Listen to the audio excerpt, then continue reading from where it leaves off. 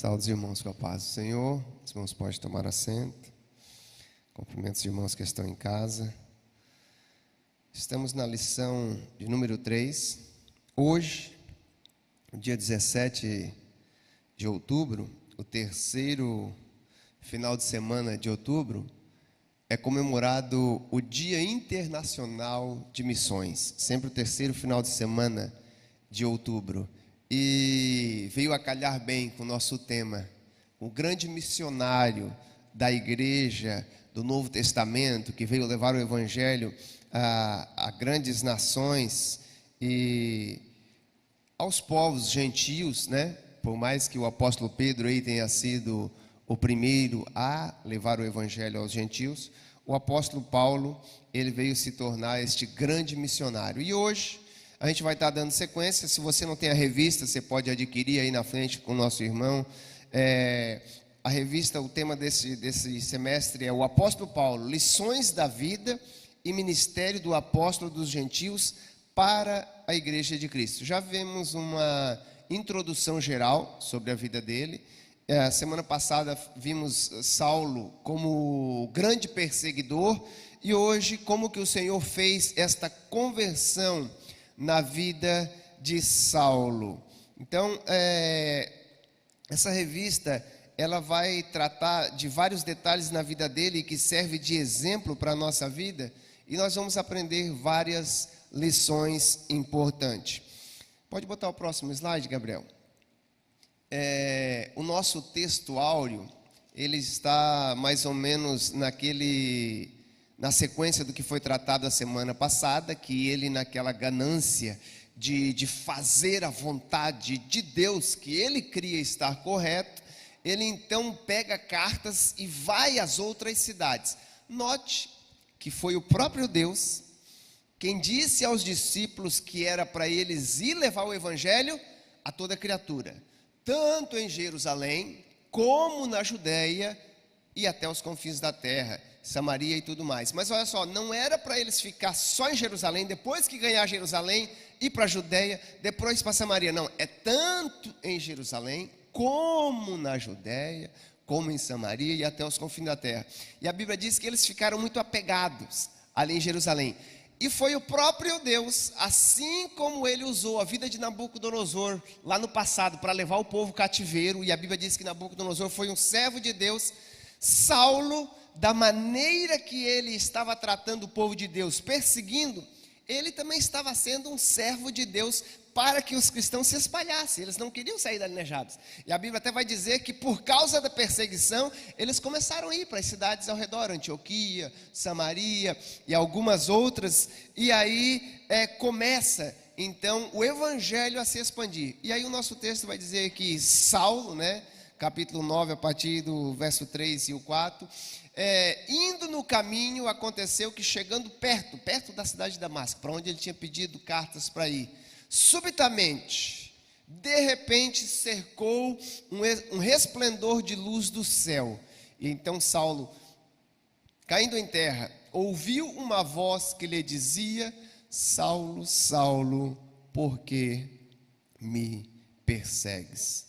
A nossa revista vai dizer que a verdade prática é mostrar que a verdadeira conversão a Cristo leva em conta um arrependimento e a fé em Jesus e uma completa transformação do nosso pensamento, da nossa vontade e da nossa ação, da maneira que nós agimos. Como o próprio Paulo vai escrever depois à igreja de Coríntios, lá à frente: quem está em Cristo, nova criatura é, as coisas velhas se passaram. Ele diz: aquele que fazia isso não faz mais, aquele que fazia aquilo que desagradava a Deus, ele não faz mais. Então o apóstolo Paulo talvez seja aquele pregador que mais pregou sobre a conversão, como ela acontece, a importância da liderança do Espírito Santo na vida da pessoa para alcançar a verdadeira mudança que Deus tem para as nossas vidas. A leitura em classe, ela é esse texto que está do capítulo 9 de Atos, do verso 1 ao verso 9, aonde Paulo vai, então, esta cidade. Vou dar sequência aqui a partir do versículo que nós lemos. A Bíblia, já falei, né, que ele pediu cartas e foi então para esta cidade. E aí, depois que Jesus diz: Saulo, Saulo, por que me persegues? O versículo 5 vai dizer: e disse ele: quem és, Senhor? Quem és tu que está falando comigo? E então disse o Senhor: eu sou Jesus, a quem tu persegues. Duro é para ti recalcitrar contra os aguilhões. Nós vamos falar um pouquinho sobre esse texto mais tarde, esta parte C deste versículo 5. E ele então, tremendo e atônito, disse: Senhor, reconhecendo que era uma autoridade, que realmente o Senhor Jesus era muito mais do que aquilo que ele imaginava, que ele estava perseguindo até então. Ao ver aquela luz, os seus olhos espirituais foram abertos e ele disse: o que queres que faça? E então disse-lhe o Senhor: levanta-te, entra na cidade e lá será dito o que te convém de fazer. Então os varões que iam com ele pararam espantados, ouvindo também aquela voz, mas não vendo ninguém. E Saulo, levantando-se da terra, abrindo os olhos, não via ninguém. Tentou abrir os olhos, por causa daquela luz foi tão forte que ele teve que fechar os seus olhos, mas ele não conseguiu ver ninguém. E então, guiando ele pela mão, o conduziram a Damasco. E ali ele esteve 3 dias sem ver, não comeu e não bebeu. Esta é a situação em que Paulo está no começo do seu processo, da sua conversão. Pode passar o próximo slide, Gabriel? Os objetivos da nossa aula são 3, que vamos abordar em cada um dos tópicos, que é o quê? A conversão de Saulo, apresentar a conversão de Saulo como um ato da graça de Deus. Não foi porque ele era bom ou era melhor, não. A Bíblia diz que, na verdade, nós nunca procuramos a Deus. É Ele que vem atrás de nós e atua em nós. O próprio Paulo escreve em Efésios capítulo 2, versículo 8, somos salvos pela graça através da fé, e isto não vem de nós, para que ninguém se glorie, para que ninguém ache que porque eu era isso, porque eu era aquilo, porque eu fiz isso. A minha conversão foi diferente da do João, do Paulo. Não. Todos nós somos salvos pela graça de Deus, e nós vemos isso até mesmo na vida de Saulo, que foi esse grande servo de Deus. E relacionar a conversão de Saulo com essa doutrina bíblica da conversão, a gente vai ver os tópicos sobre a conversão. E o 3, então, elencar que o Senhor opera essa transformação nas 3 faculdades interiores que nós vamos estar relacionando aqui. Pode passar o próximo slide, Gabriel?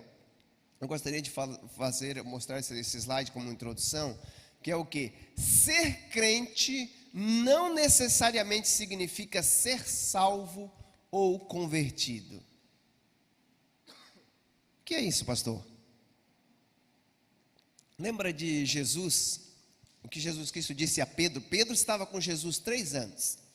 E a Bíblia diz que Jesus disse para Pedro: Pedro, quando tu se converteres, você vai e fale a teus irmãos, demonstre esta conversão, porque você vai ganhar outros. Esta conversão é quando você deixar o Senhor mudar a sua vida, você vai ver a diferença que é do apenas crer. Porque a Bíblia diz que o maior crente que a Bíblia menciona na Bíblia é o próprio diabo. Ele crê que estremece, ele crê em Deus, ele sabe quem Deus é, ele sabe o que Deus pode fazer, mas ele não obedece, sabe? O apóstolo Paulo, ele era crente em Deus. Na verdade, ele estava indo a Damasco porque ele cria em Deus, e na sua mente ele tinha o entendimento de que aqueles judeus que deixaram o judaísmo para seguir esse mestre Jesus, que estava lá naquela cidade, pregando por 3 anos, e agora convocou eles para ir levar esta mensagem, ele não podia aceitar que ele fosse o Messias tão esperado, porque na mente dele, este Messias o salvaria da opressão romana. E ele então era um crente em Deus, mas não tinha passado pela conversão. Eu coloquei aqui as 2 palavras que são usadas no grego para conversão, e nós falamos muito às vezes na metanoia, mas a palavra conversão em si é essa epistrefo, que quer dizer dar a volta, fazer a volta, mudar de direção.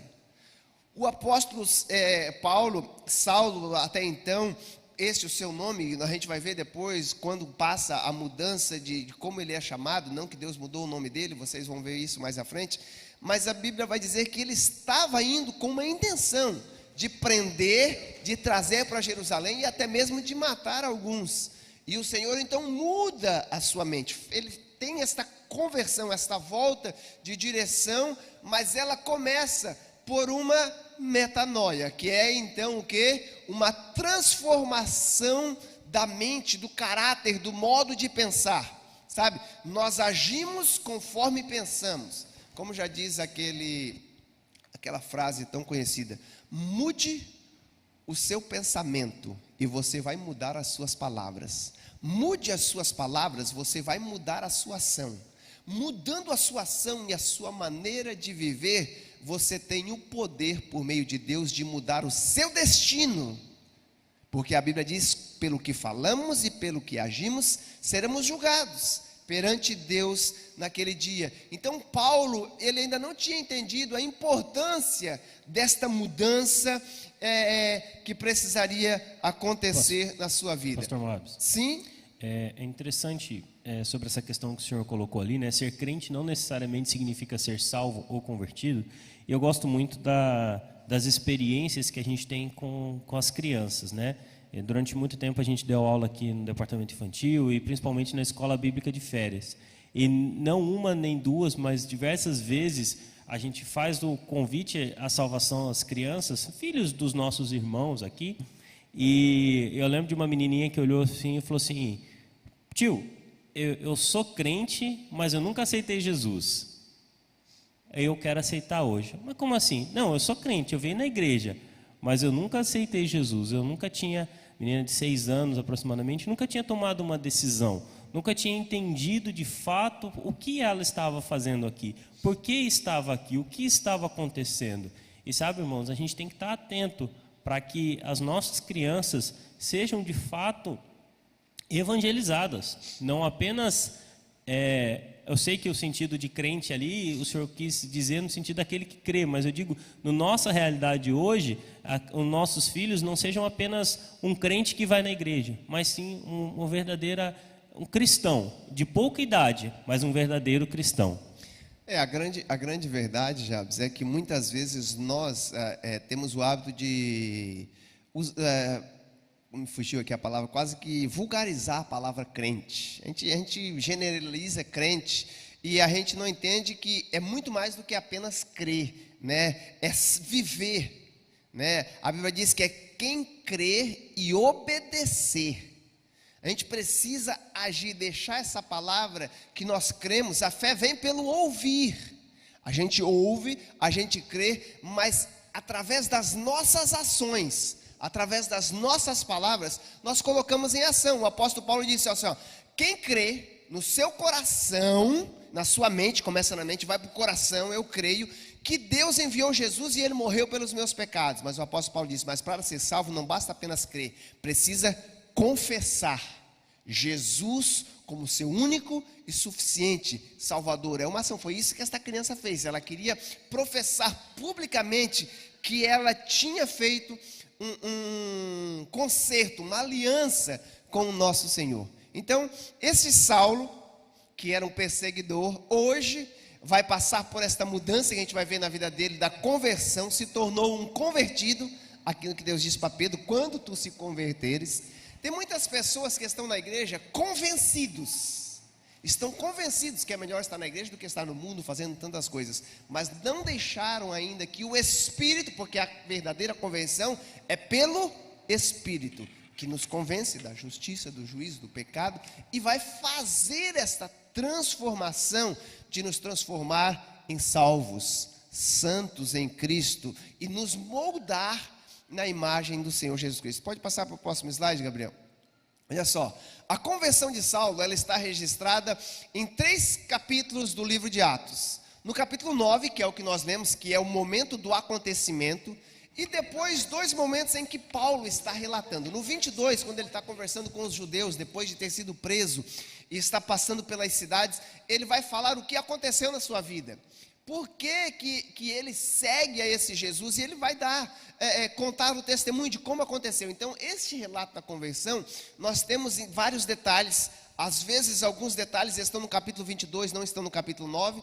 E no capítulo 26, na sua última parada, conversando com o rei Agripa, antes de pegar o navio para ir em direção a Roma e passar por aquele naufrágio e tantas coisas, ele então, falando com o rei, ele conta novamente. E aí ele vai dar alguns outros detalhes da chamada e também da convocação e a direção que Deus deu. E aí nós vemos que ele vai dizer que Deus o direcionou num novo caminho, apontando para o que é a aula de hoje, que é a conversão. Eu que estava indo a caminho das trevas, de repente vi uma luz brilhar. Sim, cumpriu na vida dele o que está escrito em Isaías: aqueles que estavam no caminho das trevas viram brilhar uma grande luz, uma luz de salvação. Essa luz que foi o próprio Jesus que falou que veio ao mundo para brilhar essa luz na vida dos homens. Ele vem pessoalmente falar com Paulo, que então é transformado, convertido de perseguidor num convertido, e vem se tornar um grande missionário da igreja. Logo hoje, neste dia em que nós celebramos o Dia Internacional da Missão, nós vamos estar tratando deste assunto. Mas isso só aconteceu, a revista que vai falar na introdução, por quê? Porque Paulo se rendeu, ele se entregou. Ao ter aquele processo, aquele momento que a Bíblia vai chamar de algo maravilhoso, de o próprio Cristo aparecer, a próxima aparição de Jesus, depois de ter ido assunto ao céu, ele desceu pessoalmente para tratar com Saulo, e ele tem esse choque, que a Bíblia aqui, a nossa lição vai dizer, que é um dos mais importantes acontecimentos da história do cristianismo. Aquele que vai ser, digamos assim, o propulsor, o dínamo, que vai fazer o evangelho crescer de uma maneira gigantesca. Às vezes nós pensamos que o evangelho e a igreja já tinha crescido muito por causa da primeira pregação de Pedro, mas a primeira pregação de Pedro, dos 3.000 que se converteram, não eram pessoas lá de Jerusalém. Claro que tinha muitas pessoas de Jerusalém, mas a Bíblia diz que lá tinham representado o quê? 10 nações de judeus que vinham prosélitos de vários lugares para a Páscoa. Então muitos se converteram e voltaram para suas casas. E também, quando houve a próxima pregação no capítulo 5, depois da cura daquele coxo, né? Algumas pessoas mal compreendem aquele texto, que acreditam que mais 5.000 se converteu. Não, na verdade era 3.000, e a Bíblia diz que com a nova conversão, o número dos que creram chegou a 5.000, quase 5.000. Então, teve mais que creram ali em Jerusalém. Pode passar para o próximo slide, Gabriel? Nosso primeiro ponto vai dizer que a conversão de Saulo, como já falamos, um ato totalmente da graça de Deus, mas a experiência de Saulo não foi algo natural, foi algo totalmente sobrenatural. O que é sobre? Está acima. Não foi algo que ele poderia fazer, porque, na verdade, a vida de Saulo, da maneira que ele estava, a gente vai ver nessa lição, ele estava tendo sucesso no que ele estava fazendo. Ele já tinha aprendido muitas pessoas em Jerusalém, ele já foi um daqueles que consentiu com a morte de Estevão, o discípulo pregador, cheio do Espírito Santo, de sabedoria, que confrontou as autoridades judaicas, e a Bíblia diz que ninguém podia contender com ele. Mas Saulo, juntamente com aquelas autoridades, conseguiram convencer os magistrados a apedrejar Estevão, e ele estava lá, e ele estava tendo sucesso, e com a morte de Estevão ele pede cartas, e ele vai para vários lugares. O Senhor sabia que precisava de um ato sobrenatural, algo grande. Por quê? Porque a obra que Deus tinha também na vida de Saulo era coisa grande, era algo maravilhoso. Muitas vezes nós menosprezamos aquilo que Deus faz na nossa vida. Nós achamos que o que Deus fez é algo pequeno, mas nós precisamos entender que a ação de Deus na nossa vida, ela é sempre algo que nós não conseguiríamos fazer, algo sobrenatural. Por quê? Porque Ele tem um plano grande, e a Bíblia diz que é o próprio Cristo, o Filho de Deus, que toma essa atitude na vida de Saulo. Uma luz em meio-dia que brilhou mais que a luz do sol. O próprio Jesus, como Ele fez naquele dia em que os 3 jovens hebreus tomaram uma posição de estar com Deus e disseram: olha, nós não vamos dobrar nosso joelho, Nabucodonosor, saiba se Deus nos salvar ou não, mas nós vamos estar firmes. E a Bíblia diz que ali naquele momento o próprio Jesus desceu, porque Nabucodonosor disse que eu vejo alguém que parece o filho dos deuses. E aqui a Bíblia diz que a luz que brilha mais que a luz do sol, o sol da justiça, Jesus vem, se apresenta àquele homem que estava perseguindo os seus seguidores, e então ele vai ter uma experiência. Olha só, Saulo estava perseguindo os seus seguidores, vem ter um encontro pessoal com Jesus. Ele tinha pego carta para perseguir os seguidores do caminho. Por que ele fala do caminho? Porque Jesus Cristo disse: eu sou o caminho, a verdade e a vida. E quem não andar por mim não tem como chegar ao Pai. Então, era a mensagem dos judeus: vocês precisam passar pelo caminho, vocês precisam entrar no caminho, vocês precisam estar ali. E aí, Saulo estava perseguindo essas pessoas, e aí, de repente, Jesus aparece a ele, e todas as vezes que a Bíblia menciona o nome de alguém 2 vezes, numa sentença, é normalmente, já dentro da literatura judaica, uma maneira de chamar a atenção, um chacoalhar. Deus está dizendo: Saulo, Saulo, estou querendo falar contigo. Lembra quando Abraão iria com seu cutelo para imolar Isaque? A Bíblia disse: Abraão, Abraão, não faça nada. Moisés, Moisés, tira as sandálias do pé, porque o lugar que você está é terra santa. E olha o que Jesus diz: Saulo, Saulo, por que tu me persegues? Ele estava perseguindo o povo. E aí aqui nós vemos a realidade daquilo que Jesus Cristo fala lá no livro de Mateus, capítulo 24, 25, se não foge a memória, quando ele diz: olha, todas as vezes que vocês fizerdes algo a algum desses pequeninos. Jesus, quando que nós fizemos algo para você? Ele diz: quando vocês viram alguém passar fome e vocês deram de comer. Quando vocês viram alguém nu e vocês vestiram. Quando eu estive na prisão, vocês foram me visitar.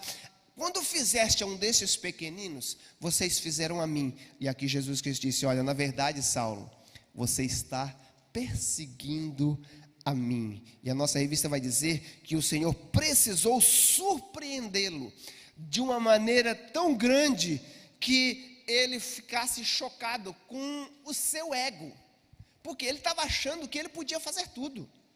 Ele pegou cartas para ir em outra jurisdição, ele estava indo até em outras cidades, Damasco, olha, não pertencia ali à região, mas lá tinha sinagogas, e ele iria lá, pegar as pessoas, provavelmente com uma carta para deportar para Jerusalém, para poder julgar estas pessoas. E então Jesus precisa dar um choque de realidade a ele e dizer: Saulo, o que você está fazendo, você não está fazendo apenas a estas pessoas, você está perseguindo a minha pessoa, porque eu estou com eles, eles estão fazendo esse chamado em meu nome. E isso também é algo maravilhoso para nós, porque a Bíblia diz que é o próprio Deus, através do Espírito Santo, que começa a conversão em nós. Mas Jesus Cristo, ele disse assim: olha, aonde estiverem 2 ou 3, eu vou estar no meio de vocês, mas eu vou invocar ao Pai, para que Ele envie um, que estará com vocês, mas depois, eu e o Pai também viremos para estar junto com vocês. O próprio Deus, Ele quer estar junto conosco, e quando nós estamos fazendo coisas contra a igreja de Deus, contra aqueles que estão trabalhando para o Senhor, nós precisamos reconhecer que estamos indo contra o próprio Deus. Por isso que Jesus Cristo disse, não me foge a memória, capítulo 10, 11 de Mateus, ele disse assim, quando os discípulos foram fazer a sua viagem missionária, e ao voltar, tem alguém que estava se levantando contra eles, perguntaram para Jesus: o Senhor quer que a gente ore do céu para que venha, ore para Deus e Deus envie fogo do céu para o consumir. Ele disse: não. Vocês não entenderam ainda de que espírito nós somos.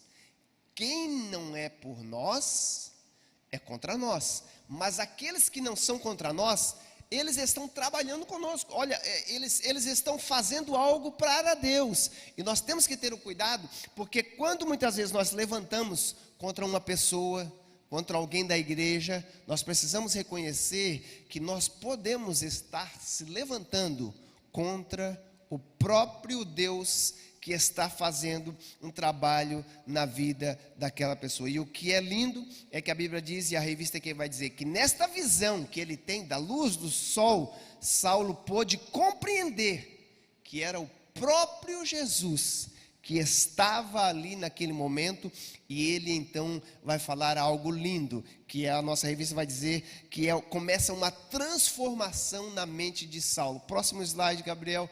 Olha só, o próximo slide, ele vai dizer que é uma iniciativa de Jesus para transformar a mente de Saulo dessa maneira. Deus vai tomar uma atitude tremenda. Ele vai dizer, para corrigir o seu entendimento errado de que ele estava fazendo uma coisa certa aos seus olhos em perseguir os seus discípulos, Jesus Cristo fala para ele: dura coisa te é recalcitrar contra os aguilhões. Deus estava dizendo para ele, Jesus: olha, vocês não está dando atenção ao meu chamar para você. Não é a primeira vez que eu estou falando com você. Olha, duro é para ti você continuar recalcitrando, você continuar dando coices como um animal, quando o boiadeiro ou quando o agricultor está direcionando o animal. Agora tem uma coisa, os irmãos sabiam que este texto, que está na parte C do capítulo 5, pegue a sua Bíblia aí, por favor, nós estamos numa aula de EBD. Se a sua Bíblia não é RC, não vai ter esta parte. Vocês vão saber que esta parte deste versículo, em português, só tem em 2 versões. Em inglês, ela tem 4 versões. A NVI não tem, a NTLH não tem, e algumas outras versões não tem. Por quê? Porque são algumas daquelas Bíblias que na hora de fazer a versão, porque alguns dos manuscritos não tinham algumas frases, estas frases que não estão em todos os manuscritos, nem todas as Bíblias colocam. A RA já não contém essa frase, que é a revista e atualizada. A RC contém esta frase, e esta frase, ela indica muito da maneira que Deus estava tratando com Saulo.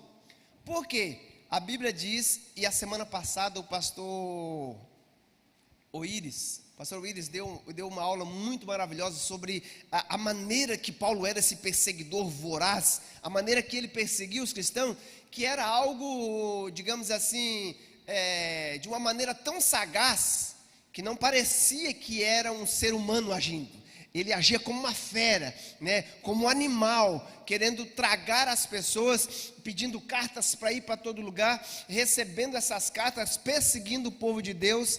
Então, Jesus vem a ele e vai lhe dar esta palavra, tratando ele da maneira como ele estava agindo. Dura coisa é para ti recalcitrar contra os aguilhões. Ele está dizendo, olha, você tentar dar coice, não aceitar a direção que o condutor está dando para você. Quando o agricultor estava arando a terra, normalmente ele tinha uma vara.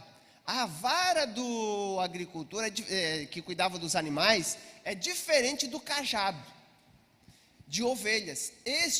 Ele tem uma ponta, como um ferrão, para cutucar o animal, e ele direciona. Então, o Senhor está dizendo, olha, eu estou te cutucando, eu estou te direcionando, e você não está querendo, você sabe de uma coisa, é dura coisa recalcitrar contra o aguilhão, porque você nunca vai vencer, vai ser pior, vai ser cada vez mais duro, esta ferroada em você, até que você entenda a direção que eu tenho para você. O Senhor tomou uma iniciativa para sacudir a sua estrutura física, psicológica e espiritual. Olha o que diz a palavra de Deus no capítulo 12 de Eclesiastes, no versículo 11. Abra sua Bíblia. Se você abriu aí, Você notou lá que aquele texto do capítulo 5, dependendo da sua versão, não vai ter, se você vai ter a versão NVI, ou a versão NTLH, ou até NVT, alguma outra versão. A versão Genebra já tem, mas nem algumas outras versões Pastor, não tem. A minha é Almeida 21 e também não tem. Também não tem. Sim, são por causa de alguns manuscritos que não tinham, eles já vão fazendo esta atualização. Mas olha o que diz Eclesiastes, as palavras do sábio Salomão, no capítulo 12, no versículo 11. Eu vou ler este texto na NTLH, mas você pode ler na RC ou a outra versão que você tenha. Aqui na NTLH vai dizer assim, ó: as palavras dos sábios são como pregos bem pregados, são como as varas pontudas, a sua outra versão pode dizer, são como os aguilhões que os pastores usam para guiar as suas ovelhas, ou o seu rebanho, como aquela vara que ele está usando. E olha como que ele conclui esse texto. Estas palavras, as palavras que ele estava sendo registrada, a palavra que ele estava dando conselho para o povo, disse assim: essas palavras foram dadas pelo próprio Deus, o único pastor de todos nós, o nosso pastor. Ele está dizendo assim: olha, a Bíblia, a palavra de Deus, é como o aguilhão de Deus. Ele prega bem certo, a sua vara é pontuda, nos direciona no caminho certo, para nos colocar no trilho. Sabe, a palavra conversão é interessante, porque a palavra converter quer dizer voltar, mas não apenas só voltar de direção. Essa palavra epistrefo, que é usada no grego, que eu falei para os irmãos, ela está relacionada com a necessidade de voltar. Por que tem uma necessidade de voltar? Por causa do pecado. O pecado que tão de perto nos rodeia e nos faz afastar da vontade de Deus. A Bíblia diz que pecar é o quê? É errar o alvo, errar a direção que Deus tem para nós. E um certo autor, ele até diz assim, ó: pecar é sair do trilho. É sair do trilho que Deus tem. E então converter, em outras palavras, seria retornar ao trilho, voltar ao trilho. O Senhor estava dizendo para Saulo: Saulo, eu estou querendo te dar um cutucão. Lembra quando alguém já andou aqui de carro de boi? Quando eu era pequeno, eu ia para a roça na casa dos meus tios, e a gente andava de carro de boi. E tem alguns bois que eles são mais, não gosta de ficar no cabestro ali, né? E ele quer fugir. E por mais que tenha a guia, a rédea e tudo mais, eles puxam para fora, e aí ele precisa cutucar. E essa cutucada é assim, ó: você está fugindo do carreiro, você está fugindo do caminho, volte para o caminho. E isso, muitas vezes, a Bíblia usa a palavra de Deus. Uma leitura simples, sabe? Às vezes até mesmo uma leitura da caixinha de promessa, ou uma leitura diária que você tem no aplicativo da sua Bíblia. Muitas vezes nós temos o problema de ler a Bíblia por ler. Sabe como o pastor Fábio, ele disse que a Bíblia não é para ser lida. Muitos estudiosos dizem: não, a Bíblia não é para ser lida, a Bíblia é para ser meditada. Não é apenas ler, mas meditar nela.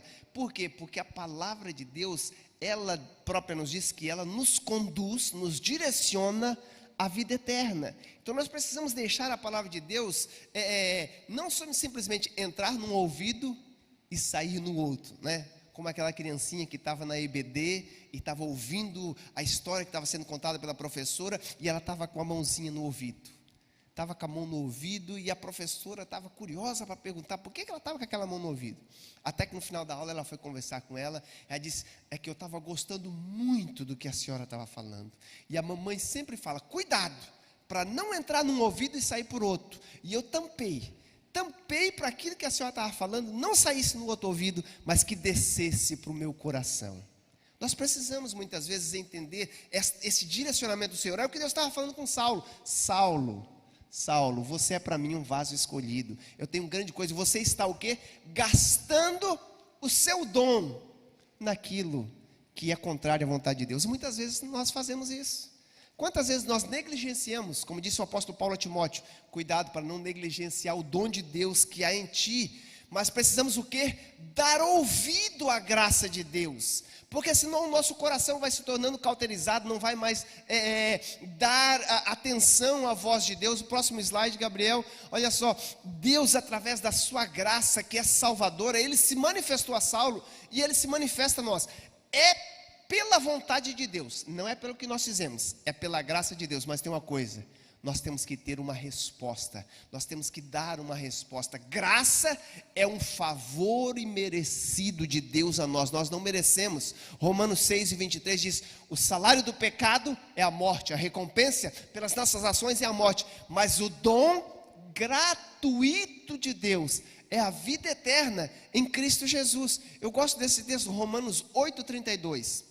O apóstolo Paulo diz assim: olha, se Deus não poupou o seu único filho, mas antes o entregou a nós, não nos dará também com ele gratuitamente? Outra versão vai dizer graciosamente, não porque nós merecemos, mas quem tem Cristo, ele diz, recebe todas as coisas que vocês precisam. Talvez não tudo que você queira, mas aquilo que você precise, o Senhor está pronto para te dar graciosamente. A salvação de Deus se manifestou e o Senhor então direciona Paulo a entender a obra de Deus na vida dele. O Senhor vem alcançar a Saulo. Aqui na revista vai dizer que Deus, ele trabalha em nós, regenerando o nosso intelectual, a nossa maneira de pensar errada, justificando as nossas emoções, santificando a nossa vontade, porque a nossa vontade é contrária à vontade de Deus, mas o Senhor vai trabalhando. Agora, nem sempre é como nós pensamos. Saulo não imaginava que naquele dia que ele estava todo, digamos assim, bonito, bem vestido, como uma autoridade, com cartas para ir fazer a obra, que naquele dia o Senhor o colocaria por terra. E mesmo lá no chão, caído, não podendo ver nada por causa do brilho da luz, aquilo era a graça de Deus. Muitas vezes nós não entendemos, tem certas vezes, sabe quando às vezes alguém vem e fala para nós, foi bom ter me acontecido aquilo? É algo ruim, mas é a graça de Deus para nos tirar de algo muito pior. Sim, Jabes. Pastor, é interessante que Paulo, nesse momento, ele está no auge do exercício da lei. Ele está com cartas, ele está perseguindo aqueles que ele entendia que estavam distante, que estavam pregando inverdades, e ele está no auge da lei, no exercício da lei. E aí Deus manifesta para ele o auge da graça, que é Deus, Jesus Cristo em pessoa, se revela a ele. Por isso que eu entendo que ele tem tanta propriedade, quando a gente vai ler Romanos, que ele fala tanto sobre a lei e sobre a graça, porque estando no auge da lei, no auge de todo o seu conhecimento, lhe foi apresentado o auge do Evangelho. Jesus Cristo em pessoa, em sua graça, alcança aquele homem e ele entende, olha, agora eu verdadeiramente sei o que é a verdade, que é a graça de Jesus Cristo. Então, irmãos, quando nós temos que estar prontos, quando Deus se revela a nós, a gente entender que às vezes a gente tem que deixar aquilo que nós estamos carregando conosco, todo o nosso conhecimento, tudo que eu sei, para que a graça de Deus se revele a nós de uma forma extraordinária, como aconteceu na vida de Paulo. Só, a nossa revista vai dizer assim, olha, o convencimento do apóstolo Paulo, por Jesus naquele momento, ao raiar, apresentar a sua graça salvadora se manifestando ali, foi um fruto da obra regeneradora do Espírito Santo na sua vida, que levou ele a confessar o Jesus a quem ele estava perseguindo, os seus seguidores, e ele disse, Senhor, o que queres que eu faça? Senhor, agora eu entendo que eu estava errado, mas o que o Senhor quer que eu faça? Da agora para frente. O pastor Edivaldo gosta de falar que ele gosta muito de Paulo, no entendimento de Paulo, que mesmo sendo salvo mais tarde no seu caminhar, ele querendo ir para algum lado, e de repente o Senhor diz, não é aqui. O Espírito Santo diz, é para ir para aqui. De repente ele clama 2, 3 vezes, Senhor, tira o espinho na carne, e Deus diz: não, a minha graça te basta, porque o meu poder se aperfeiçoa na sua graça. Então ele entende rapidamente a mensagem de Deus, e isso nós precisamos ter na nossa vida, não sermos como um animal, cabeça dura, né? Sempre querer ir para um lado, sempre querer ir para o outro. E por quê?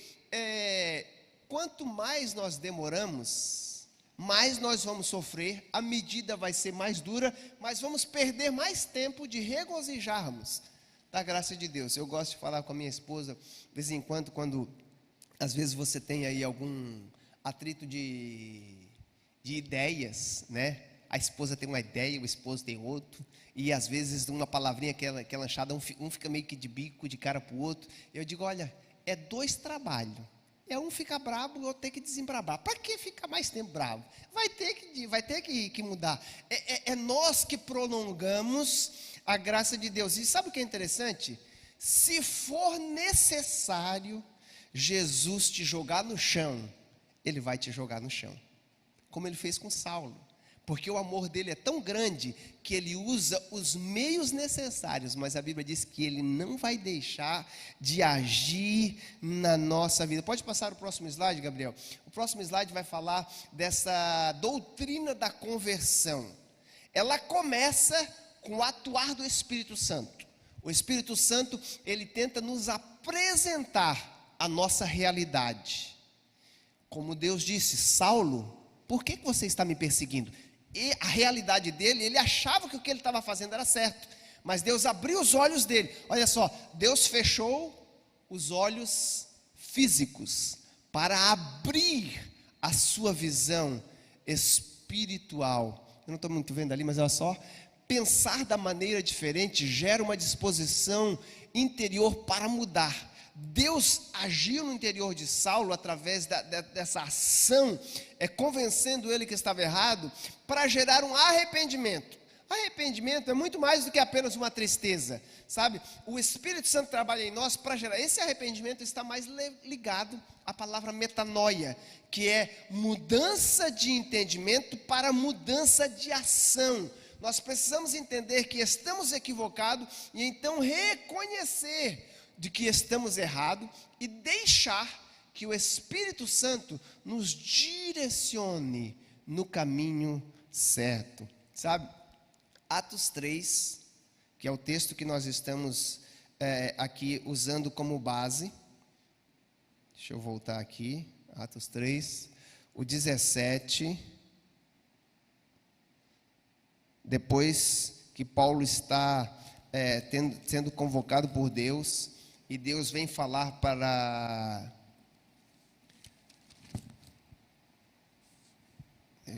Voltou aqui. Pastor, enquanto o senhor Sim. localiza aí, é interessante a gente notar que quando a diferença de conceitos, né? O arrependimento tido por Deus, e é o que a gente tem que entender como cristãos, ele sempre envolve, ele sempre desenrola em atitudes, em mudanças reais. O amor, ele não é apenas um sentimento. O arrependimento, ele não é apenas um sentimento, como o senhor bem disse.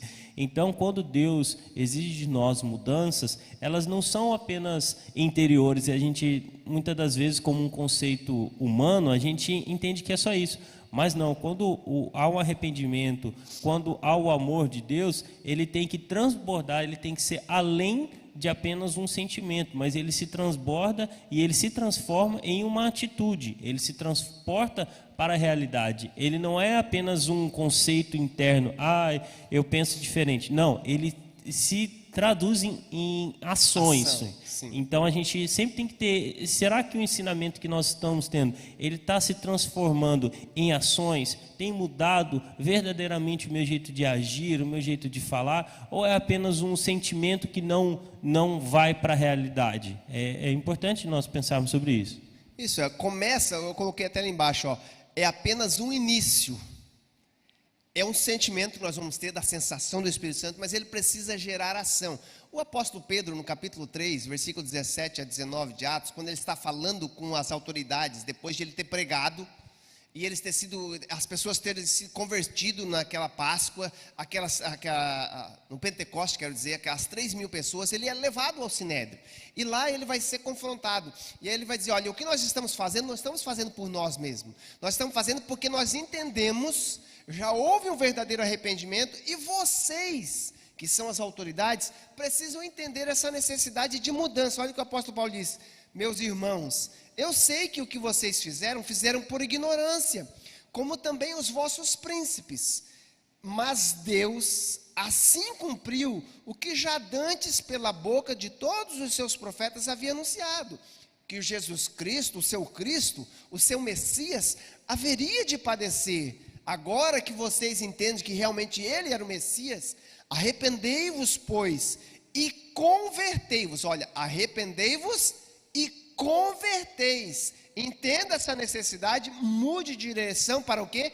Para que sejam apagados os vossos pecados e venham assim os tempos do refrigério pela presença do Senhor na sua vida. A doutrina da conversão, ela começa no arrependimento, de nós reconhecermos através do Espírito Santo a necessidade de mudar e deixar o quê? Que Jesus nos direcione. Mas tem uma coisa, a Bíblia diz que Ele bate na porta, Ele fala, Ele dá esse sentimento, como disse o Jabes, mas nós precisamos o quê? Tomar uma atitude. Olha só, aqui na nossa revista vai dizer assim, ó, não é apenas a tristeza dos nossos pecados, mas é um sentimento acompanhado por um desejo de corrigir o nosso rumo, é uma mudança de direção, como disse Lucas no capítulo 15, versículo 10, quando caiu em si o filho pródigo,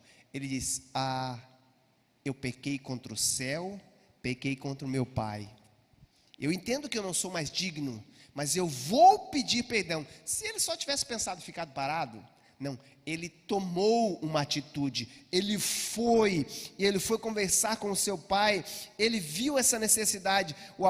Jesus, capítulo 16 de João, versículo 7 e 8, ele diz que esta obra era a obra que o Espírito Santo faria em nós. Eu clamarei ao Pai, Ele há de enviar o Espírito Santo que vos convencerá. Ele não vai persuadir a você fazer algo por qualquer maneira, não, Ele vai convencer. E dentro da palavra convencer tem a palavra vencer.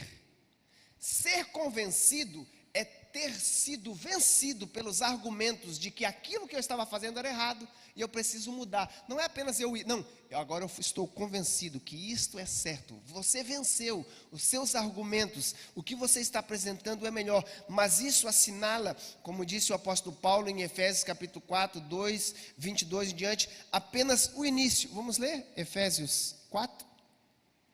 Efésios 4, 22.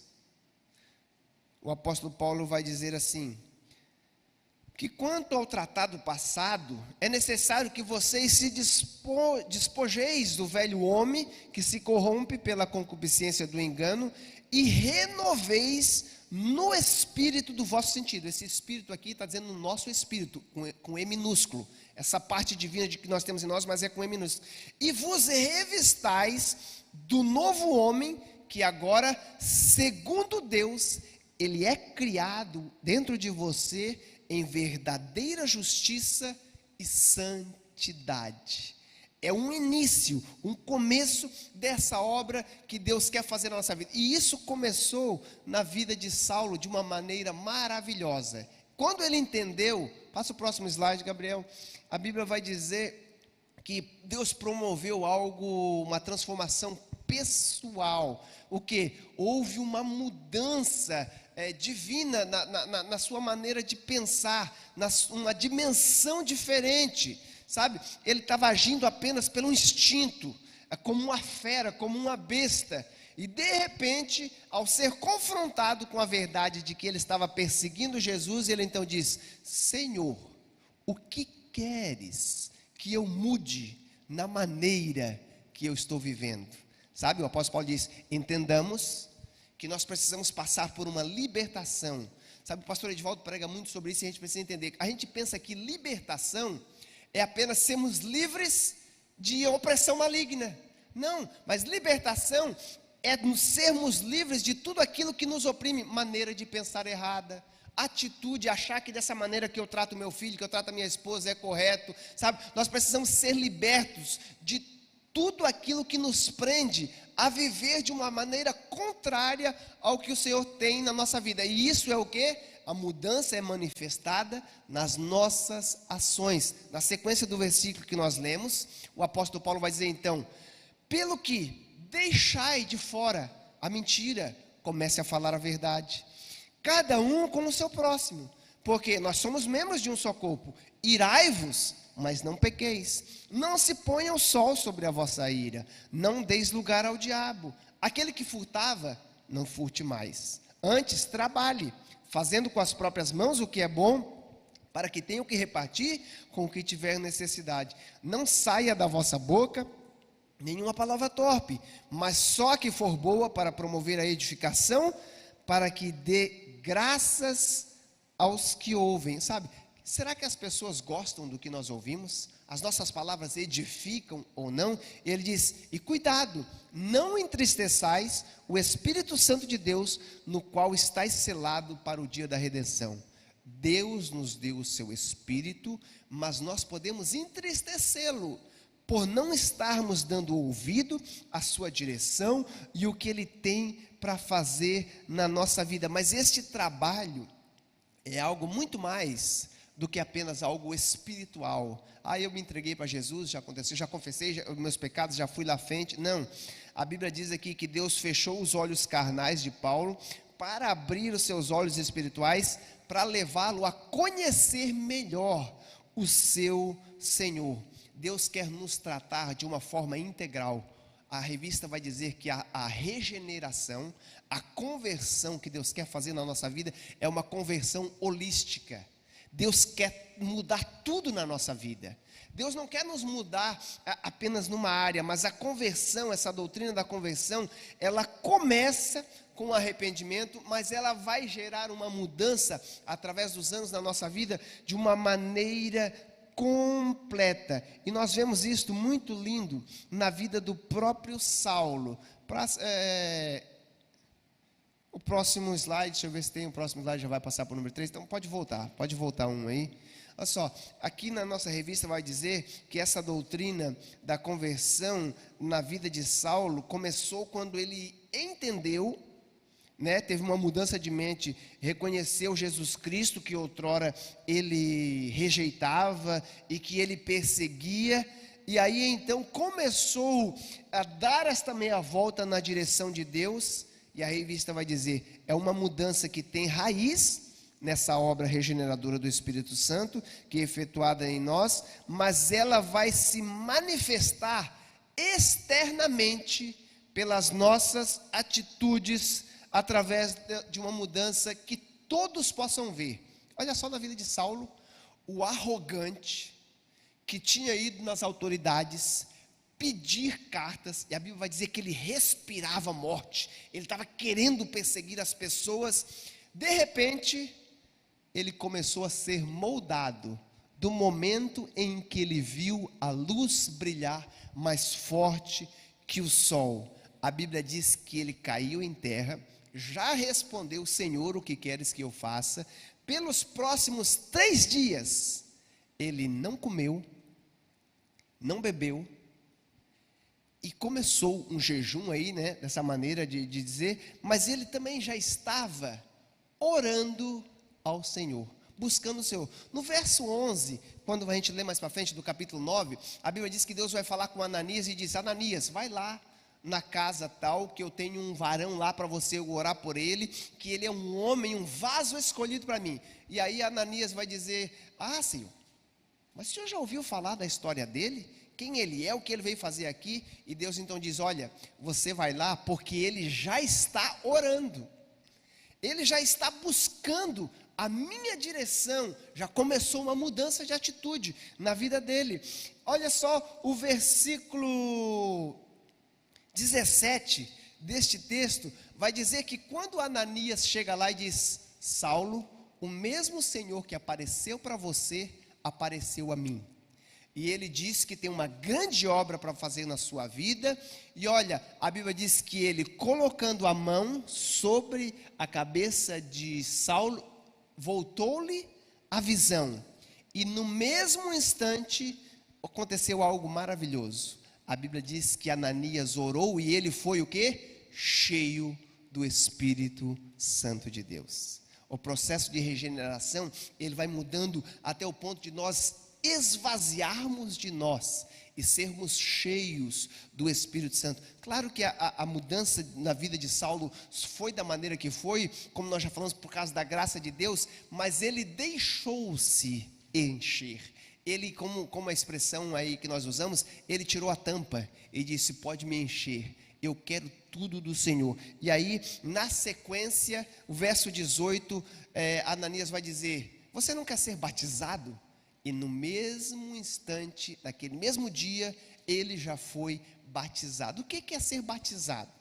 O batismo é uma profissão pública, mostrar aos outros que eu reconheço Jesus. Ele já era um judeu, crente em Deus, conhecedor da lei, mas entendeu a necessidade de passar por esse novo processo, por essa nova mudança, e ele não teve vergonha, Jabes, de confessar publicamente. Ele tinha ido naquela cidade para perseguir os cristãos, e agora ele está junto com o grupo de cristãos que ele foi perseguir, e ele está se submetendo a ser batizado, sabe, a fazer parte daquela igreja, fazer parte daquele grupo, sabe, meus irmãos, muitas vezes nós falamos: não, eu sou crente em casa, eu sirvo de qualquer maneira. Não, o batismo aqui ele está dizendo: eu quero me incluir com vocês, eu quero fazer parte, e eu quero que todos saibam que eu sou parte, e vou fazer parte com vocês. E o Senhor começa essa mudança, como falamos, que começa no pensamento, vai mudar a nossa vontade. A vontade de Paulo era totalmente contrária, e vai dar uma nova ação, que a nossa revista vai dizer que vai alterar todo o curso da vida do pecador. Este é um ato divino, operado pelo Espírito Santo, mas que precisa ser exercitado pela fé. Nós precisamos crer que esta mudança vai acontecer. É quando às vezes a gente diz: não, para mim não. Talvez o Senhor consegue fazer, mas na minha vida, você não sabe como era a minha vida. Por isso que o apóstolo Paulo também escreve em Efésios capítulo 2, versículo 8, que é pela graça através da fé. A fé é o que? É crer naquilo que não vimos ainda, mas ao ouvir a palavra de Deus e o que Ele pode fazer, nós cremos que esta mudança vai acontecer e vai ser algo maravilhoso. E aí, na revista do professor vai dizendo: nós vamos dar então entendimento ao quê? A seguir a voz do Espírito. Nós vamos ter facilidade ao quê? Viver uma vida de retidão. 1 João capítulo 2, versículo 29, aquele que pecava, não vai pecar mais. Se assim, não aquele que está em Deus não vive pecando. Não é que ele talvez não vá cometer erros, não, mas ele não vive na prática do pecado. Ele não vive para o pecado, né, pastor? Ele entende. Ele vive para Cristo, e o pecado pode acontecer, mas ele não vive para o pecado. E ele entende o que o apóstolo Paulo diz: se tivermos comunhão com Deus e com a igreja, Ele nos perdoa de todos os pecados. Ele está pronto para nos trazer a comunhão novamente. A revista vai dizer, e não só isto, Ele evita o pecado. Eu gostaria de ler esse texto com os irmãos. 1 João, primeira carta de João, capítulo 5, o 18. Sabemos que todo aquele que é nascido de Deus não vive pecando, mas o que é de Deus gerado conserva-se a si mesmo, e o maligno não o toca. Olha o capítulo 2 desse mesmo livro, o versículo 15 e o 16, ele vai dizer assim: não ama, essa pessoa que está em Cristo não ama mais o mundo, nem o que no mundo há. Porque a pessoa que continua amando o mundo, o amor do Pai, na verdade, não está nele. Por quê? Porque tudo o que há no mundo, a concupiscência da carne, a concupiscência dos olhos e a soberba da vida, não é do Pai, mas é do mundo. E ele já entendeu que as coisas do mundo são passageiras, tudo passa, mas aquele que faz a vontade de Deus permanece para sempre. A conversão de Saulo é um grande exemplo da pessoa que teve uma grande mudança e mais tarde vai dizer: olha, para mim o viver agora é Cristo, tudo que eu faço é para Ele, sabe? Eu não tenho dificuldade de me gastar, de me entregar a minha vida ao Senhor, para que Ele possa fazer em mim, por mim, através de mim, na vida de outra pessoa. Eu quero ser este vaso que o Senhor possa usar para fazer o que Ele precisa.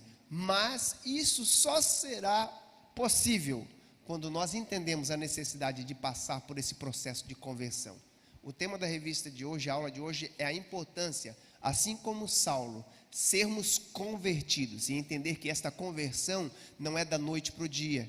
Por isso que Jesus disse assim: olha, aquele que é nascido de novo, sem nascer de novo, não vai ter como ver ou entrar no reino de Deus, porque aquele que nasce da carne é carne, mas aquele que é gerado pelo Espírito, que passa pelo processo, ele vai entender que ele vai conseguir caminhar e alcançar o que Deus tem na vida dele, mas não é da noite para o dia. Por quê? Como um bebê, quando ele nasce, precisa passar pelo processo de se alimentar, receber os nutrientes, aprender a dar os primeiros passos, ser guiado, para depois começar a direcionar. O processo de conversão é esta mudança necessária na nossa vida, como o apóstolo Paulo, de entender que precisamos mudar. Talvez você não era como Saulo, um perseguidor, sabe?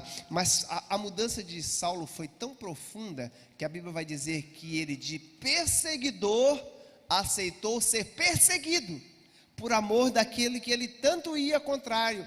E não só isso, até ser humilhado pela causa de Jesus, que era a causa que ele perseguia, e gostava de humilhar as outras pessoas, sabe? Às vezes são algumas mudanças que nós precisamos fazer na nossa vida, mas essa mudança, ela ocorre por um processo que a nossa revista vai apontar no ponto 3, pode passar, Gabriel? Que é o quê? Que são as faculdades. Vai falar aqui sobre a faculdade intelectual, a emocional, as nossas emoções e a nossa vontade, sabe? O nosso intelecto vai estar tratando da nossa alma. A pessoa muda sua forma de pensar e reconhece a sua condição de pecador. Ele entende, através deste reconhecimento daquilo que Deus faz na nossa vida.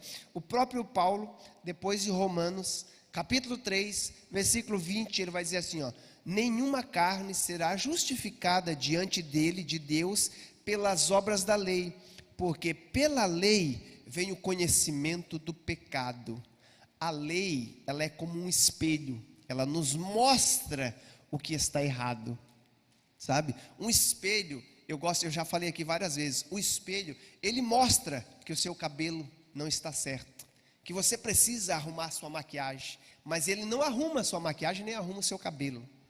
Esta ação, esta atitude de conversão é por meio do Espírito Santo, e você deixar que a sua alma, que o seu ser venha a ser guiado por aquele que Deus tem na nossa vida, que a própria palavra de Deus vai dizer que o Espírito Santo vai vir nos convencer da justiça, do pecado, da real necessidade da nossa alma, da real condição, sabe?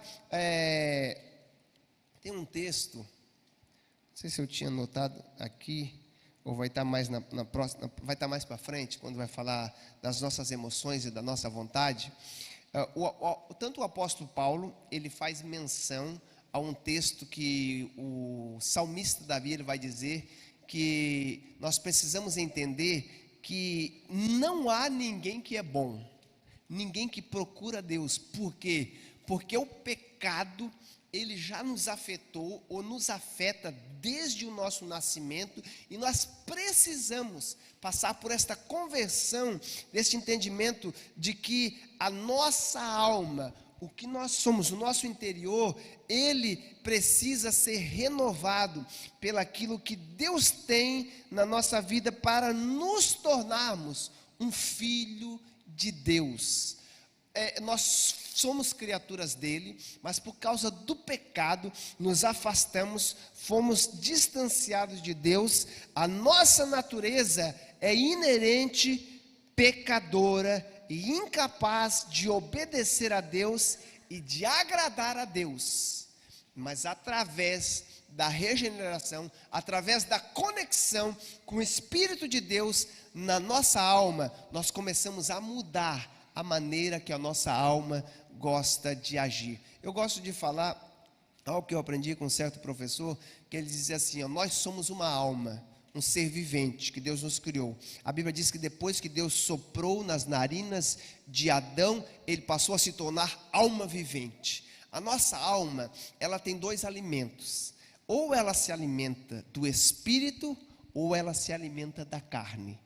E o próprio apóstolo Paulo, em Gálatas, ele vai dizer que as obras da carne, o alimento da carne, ele é contrário à vontade de Deus. Ele é a mentira, ele é a discórdia, ele é tudo aquilo que não agrada a Deus. Quando a nossa alma vai buscar no Espírito, mas não encontra alimento, ela vai se alimentar da carne. Por isso que nós precisamos alimentar espiritualmente da palavra de Deus diariamente, daquilo que Deus tem para nós. Lembra de Pedro, quando as pessoas estavam distanciando de Jesus, porque eles foram no outro dia, logo após Jesus multiplicar o pão, e Jesus disse: vocês vieram aqui só para comer pão? Vocês estão querendo que eu faça outro milagre de novo? Ele disse assim: olha, eu sou o pão do céu, que desceu para alimentar, vocês precisam comer de mim. E a Bíblia diz que as pessoas começaram a distanciar, porque o discurso de Jesus foi se tornando pesado. Aí Jesus Cristo vira para os 12 e diz: vocês também querem ir embora? E aí Pedro diz: não, para onde iremos nós, Senhor? Somente Tu tens palavras de vida eterna, porque as Suas palavras são espírito e vida. A palavra dele nos alimenta, nos muda, nos dá satisfação, gozo no nosso ser, gozo na nossa alma. Tem um gozo que nós não conseguimos encontrar em nada, sabe? O salmista diz: por que você está abatida, minha alma, com as coisas que estão acontecendo? Espera em Deus, porque você ainda o louvará. Espera nele. O momento pode estar difícil, vai ter coisas, os nossos sentimentos, as nossas emoções, elas podem nos fazer ficar triste, pode nos fazer desanimar, mas a alegria do Espírito é a nossa força. O Espírito vivifica a nossa alma, aquilo que somos, para estarmos mais próximos de Deus e entender que o pecado nos afasta de Deus. E se nós não cuidarmos, pouco a pouco, o pecado, ele vem, como diz aquele hino antigo, que cantava com as crianças, que o pecado tem sapatinho de algodão, né? Vem de levezinho, cantava muito para as crianças, hoje já não cantam mais. Que ele vem com sapatinho de algodão, não tem problema fazer isso, não tem problema fazer aquilo. E quando de repente nós notamos, a nossa alma está pesada, nós não entendemos porque estamos daquela maneira, porque estamos com a Bíblia fechada, não lemos mais a palavra de Deus, não oramos, não buscamos mais a Deus, o nosso altar está quebrado, não oferecemos mais nada a Deus. Por isso que a conversão, esse processo é necessário passar na faculdade intelectual da nossa alma, assim como o apóstolo Paulo, que tinha aquela raiva contra as pessoas, foi transformado de um perseguidor, aceitou ser perseguido. Próximo slide, Gabriel. A faculdade das emoções. O pecador experimenta uma mudança de sentimentos na vida interior. A tristeza, essa tristeza pela nossa vida de pecado, ela vai gerar o arrependimento, mas é muito mais do que apenas isso. É o entendimento de que se nós não cuidarmos das nossas emoções, nós podemos ser dominados pelos nossos sentimentos. Os nossos sentimentos são bons, são importantes. As crianças estiveram aqui a semana passada, né, no Dia das Crianças, um trabalho importante com elas sobre a oficina das emoções. a importância de conhecer as nossas emoções, e a nossa revista vai dizer assim, ó, se nós não passarmos por uma mudança de sentimentos na nossa vida interior, de entendermos que aquelas emoções, ou o que nós gostamos de fazer, algumas emoções que nós gostamos de passar, algumas coisas que nos geram alegria, pode estar causando tristeza em Deus. Sabe, tem certas coisas que nós gostamos de participar e de fazer, que desagrada a Deus. Sabe, a juventude hoje em dia, ela é muito desafiadora. Ela aceita qualquer coisa, mas ela não aceita o que a palavra de Deus diz. A palavra, mas por quê? Porque Deus sabe o que é melhor. Deus sabe o que precisa ser mudado. E Deus diz, se você continuar nesse caminho, o seu fim é o caminho de morte. Olha o que o apóstolo Paulo fala em 2 Coríntios 7,10. Porque a tristeza segundo Deus opera um arrependimento para a salvação, mas da qual ninguém se arrepende. Mas a tristeza segundo o mundo opera a morte. Muitas vezes os nossos sentimentos nos levam a ficar tristes um para com o outro, e nos leva a agir como de uma forma de pagar por aquilo. Você precisa pagar por aquilo que você me fez, né? De levar a agirmos de uma maneira, ser dominado por essas emoções, este espírito ou essa tristeza segundo o mundo, ela nos leva para longe de Deus. Eu coloquei aqui como Davi, quando foi confrontado pelo profeta Natã, ao ser dominado pelos seus olhos, pelos seus sentimentos, ao ver aquela mulher bela que estava se banhando no teto da sua casa, a Bíblia diz que ele, dominado por aquela emoção, ele nem consegue ver o que ele estava fazendo, que mandou trazer ela, tomou ela, fosse porque ele era o rei, podia fazer. Depois, para esconder o seu pecado, ele manda colocar o marido dela de volta da guerra para casa, para dormir com ela, para que ninguém soubesse que a mulher tinha engravidado dele. Mas o homem foi servo, fiel ao seu rei, disse, eu não vou para a casa da minha esposa, enquanto os meus amigos estão na batalha. O rei então manda ele para frente. Os irmãos conhecem toda a história. Urias morre, ele esconde tudo aquilo, mas quando ele é confrontado com Deus, a emoção, o arrependimento que vem levá-lo a entender que ele estava dominado por aquela emoção, a Bíblia diz que ele se joga no chão em lágrimas e ele diz, Senhor, lava-me com o sopo, com a sua esponja, limpa-me, porque eu pequei contra ti. Tão somente eu reconheço que eu sei o que o Senhor exige, eu sei o que o Senhor ordena, mas mesmo assim eu fui contrário à sua vontade. Por isso que mais tarde, no Salmo 119, ele vai dizer assim, como purificará o mancebo o seu caminho? Analisando segundo a sua palavra. As nossas emoções precisam estar alinhadas com a palavra de Deus. A palavra de Deus, ela vai nos ajudar a regular, a alinhar as nossas emoções. Como disse o apóstolo Paulo, ireis, mas não pequeis. Regozijai-vos sempre no Senhor. Você precisa controlar as suas emoções. Indo para a parte do fim, porque o nosso tempo já está acabando. Próximo slide, Gabriel. As faculdades transformadas na conversão também inclui a faculdade da vontade. O pecado, ele separa a vontade do homem da vontade de Deus. Deus disse, Adão e Eva, não comem da árvore que estão no meio do jardim, porque no dia que tu dela comeres, você vai morrer, vai ser afastado de mim. Mas o que? Satanás vem e diz, não, vocês, o dia que dela comer, vão se tornar como Deus. E a Bíblia diz que o que? Abriu os olhos deles para quererem a vontade deles acima da vontade de Deus. Lembra de Caim e Abel?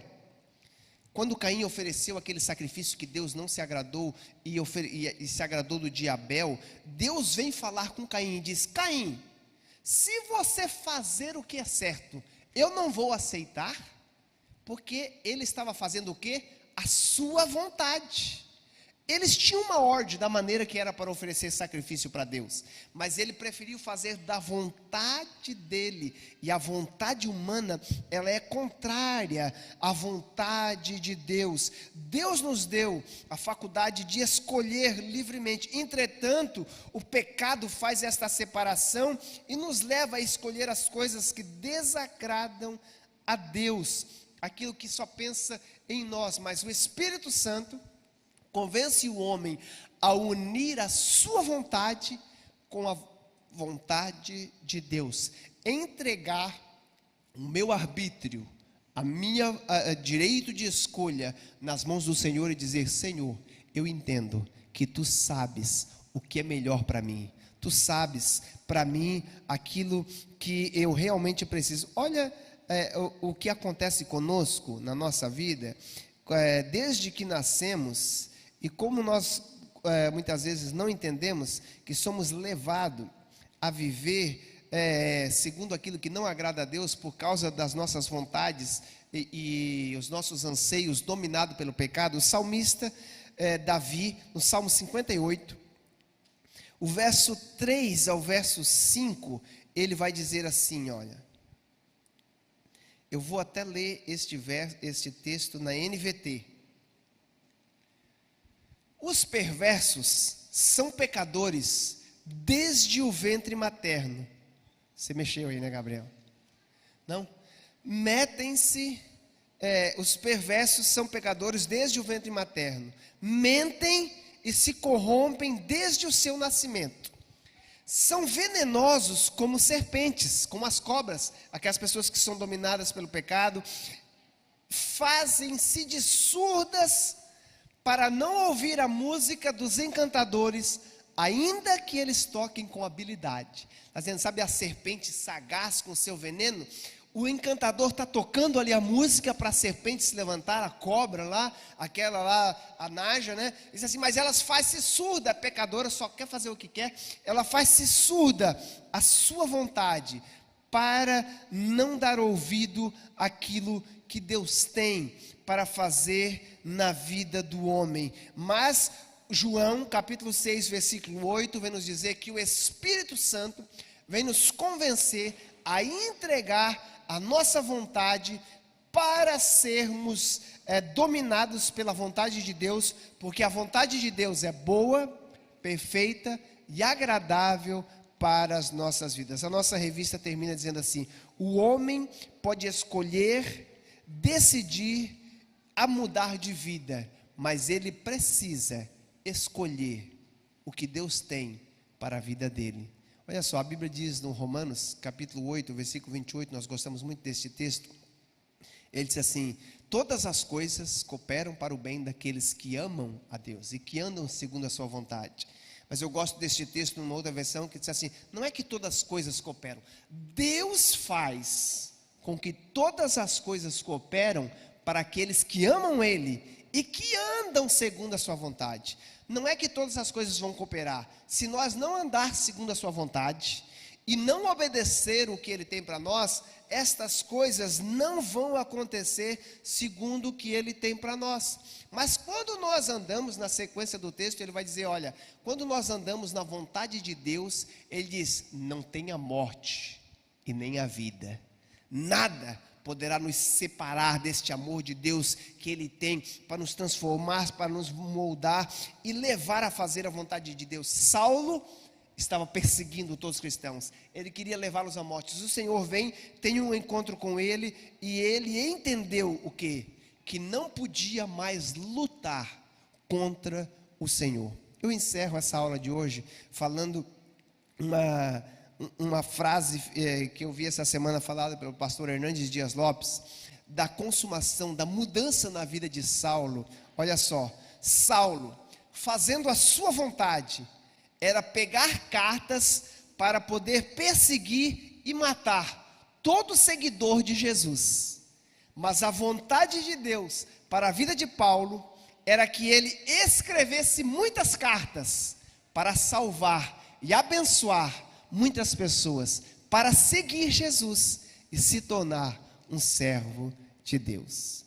Nós vamos aprender muitas lições com a vida de Saulo nessa revista. Não perca a semana que vem, onde nós vamos ver Paulo entendendo o seu chamado, a sua vocação. E nós vamos ver que uma vez que nós reconhecemos que o Senhor nos chamou, que Ele quer nos moldar, nós precisamos nos entregar para fazer a vontade dEle, reconhecer. E aí o próprio Paulo vai dizer mais tarde: aquele que entende o seu chamado, se dedique. Se é pregar, que pregue da melhor maneira. Se é servir, que vai servir da melhor maneira. Mas precisamos entender que o Senhor nos chamou a todos, e para todos Ele tem um propósito e um chamado. O propósito de Saulo foi ser este grande missionário, esse grande fundador de igreja, escritor de muitas cartas, 13 delas registradas no Novo Testamento. E nós estamos aqui no século 21, no ano 2021, sabemos que Cristo está às portas, mas precisamos entender, Ele pode me usar, mas Ele precisa transformar a minha vida. Eu preciso deixar Ele fazer este processo de conversão total, porque talvez seja eu que esteja atrapalhando a vontade de Deus de se cumprir na minha vida. E quanto mais rápido nós nos entregarmos, mais rápido vamos poder estar servindo ao Senhor e o nome dele sendo glorificado, e mais rápido o Senhor irá voltar para nos levar para estarmos para sempre com Ele. Que Deus abençoe os irmãos. Agradeço a oportunidade no nome de Jesus.